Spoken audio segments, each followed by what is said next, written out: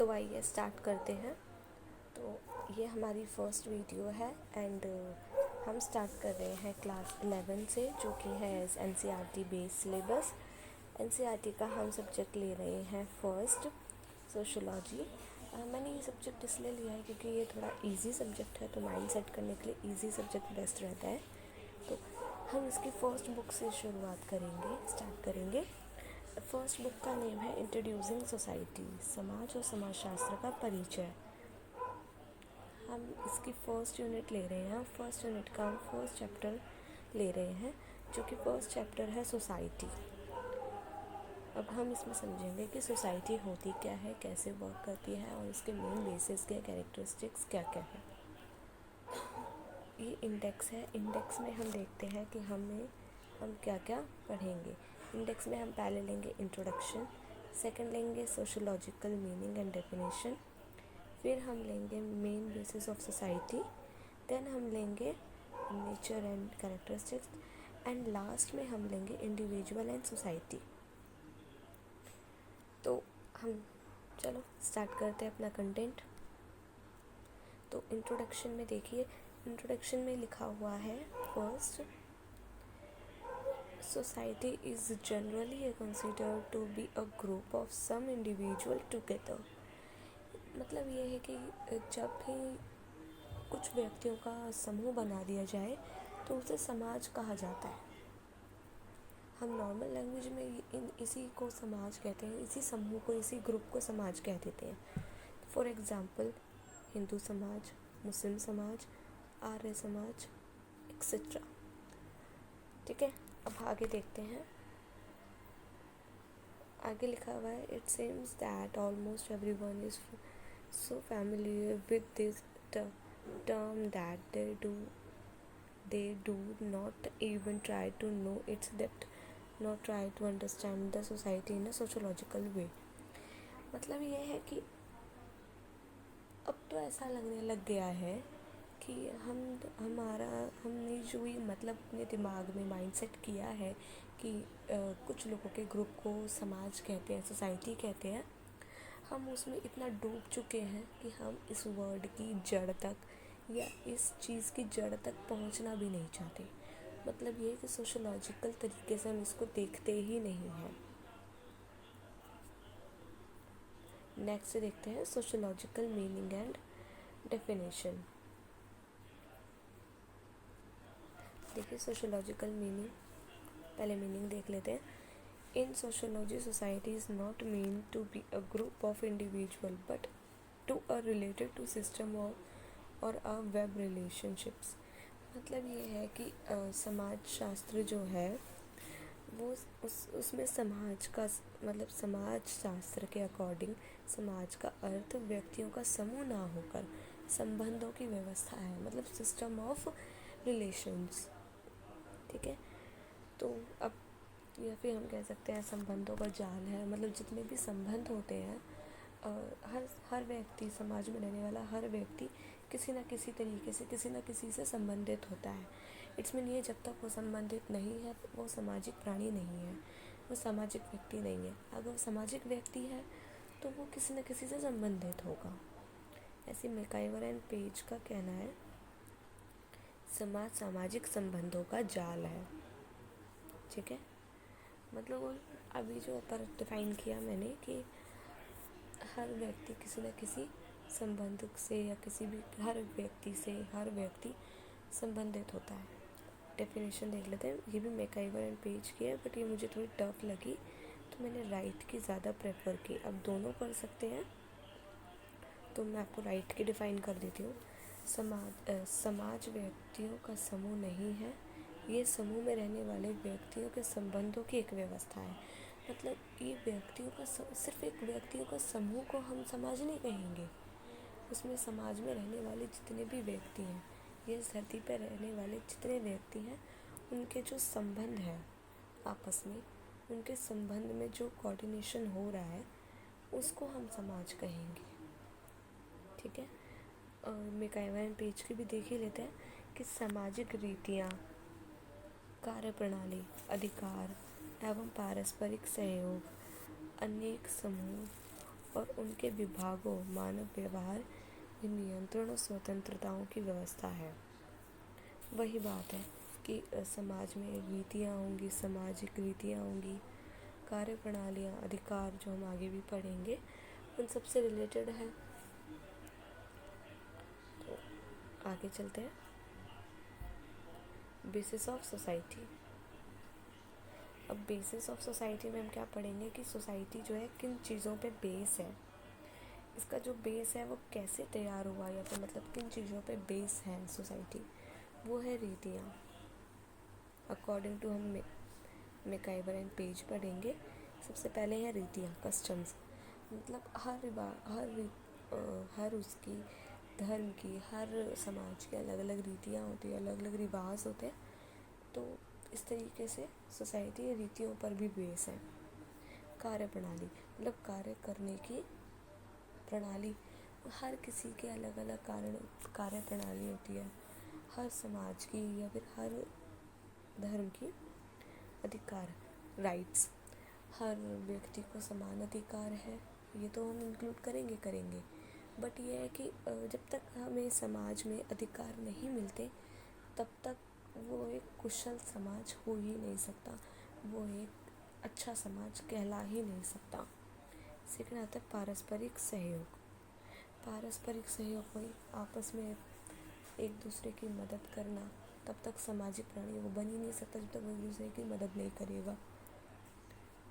समूह और विभाग, मतलब फॉर एग्जांपल अभी हमने पीछे पढ़ा कि हिंदू समाज, आर्य समाज, मुस्लिम समाज अलग अलग तरीके से अलग अलग ग्रुप्स में डिवाइड है।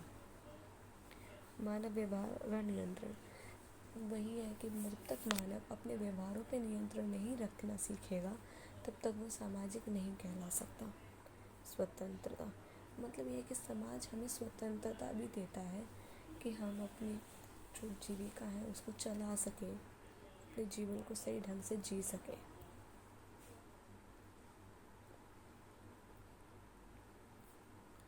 फिर आता है nature and characteristics of society. तो पहली कैरेक्टरिस्टिक्स हम देख लेते हैं। समाज अमूर्त है, सोसाइटी इज़ इंटैजिबल, मतलब इसको एब्स्ट्रैक्ट भी कह सकते हैं। अमूर्त का मतलब है एब्स्ट्रैक्ट भी होता है। तो मतलब ये है कि हम समाज को हम देख नहीं सकते, उसको टच नहीं कर सकते, हम उसको सिर्फ फील कर सकते हैं, उसमें रह सकते हैं, उसे महसूस कर सकते हैं, दैट्स इट। तो इसलिए वो अमूर्त है। समाज में समानता व भिन्नता है। समाज में कई प्रकार से हम समान भी हैं और कई प्रकार से हम भिन्न भी हैं। फॉर एग्ज़ाम्पल समानता का एग्ज़ाम्पल ले लेते हैं कि हम पृथ्वी पर रहने वाला हर प्राणी या फिर समाज में रहने वाला हर प्राणी सामाजिक हर वस्तु का इस्तेमाल समान तौर पे करता है। फॉर एग्ज़ाम्पल अगर कोई पार्क है तो पार्क में बिना किसी भेदभाव के पार्क का इस्तेमाल हर व्यक्ति हर समाज का कर सकता है। फॉर एग्ज़ाम्पल कोई कुआं है, उसका पानी हर कोई इस्तेमाल कर सकता है, या कोई भी अदर जैसे वायु हो गई, हवा हो गई, आसपास का ऑक्सीजन हो गया, वो सब के लिए समान है, किसी को कास्ट के अकॉर्डिंग नहीं मिलता। अब भिन्नता क्या है? हर समाज मतलब वही है ना कि समाज में हर तरीके का व्यक्ति रहता है।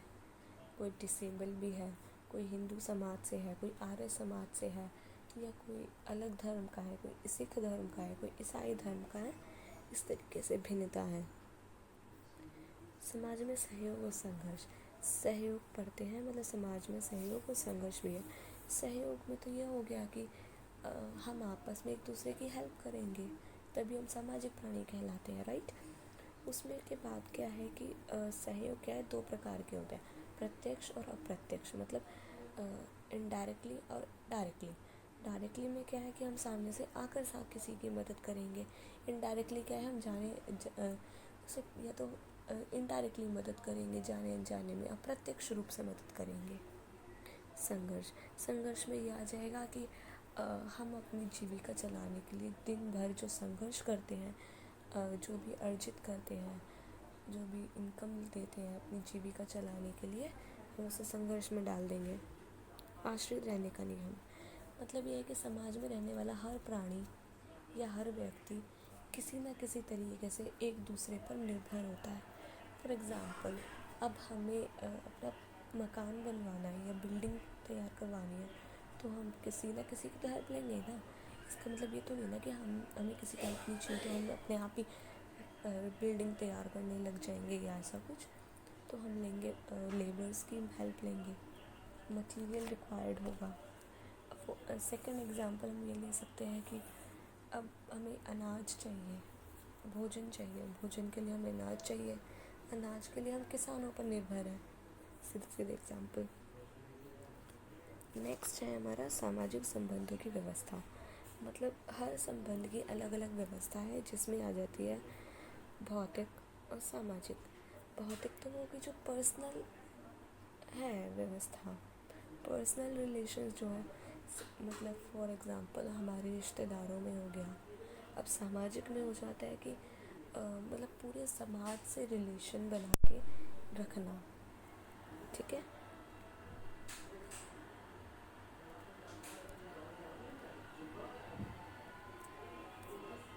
फिर आ जाएगा इंडिविजुअल एंड सोसाइटी।